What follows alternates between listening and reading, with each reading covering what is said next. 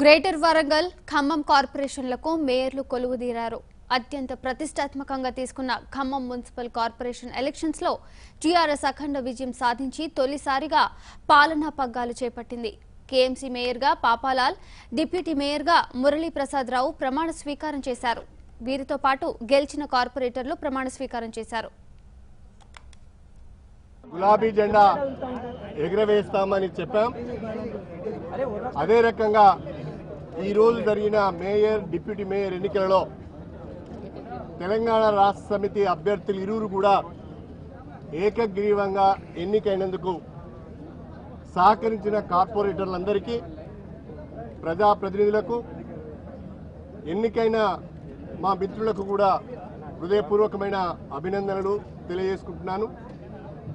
గౌరవ ముఖ్యమంత్రి గారు పదవీ బాధ్యతలు చేపట్టిన తర్వాత వరంగల్ జిల్లా పైన, వరంగల్ పట్టణం పైన ప్రత్యేక శ్రద్ధ పెట్టి పనిచేస్తున్నారు.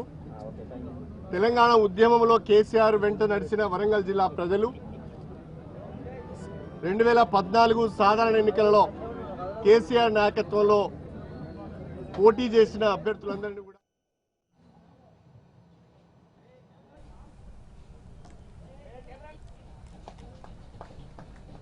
గ్రేటర్ వరంగల్ మేయర్గా నన్నపనేని నరేందర్, డిప్యూటీ మేయర్గా సిరాజుద్దీన్ ఏకగ్రీవంగా ఎన్నికయ్యారు.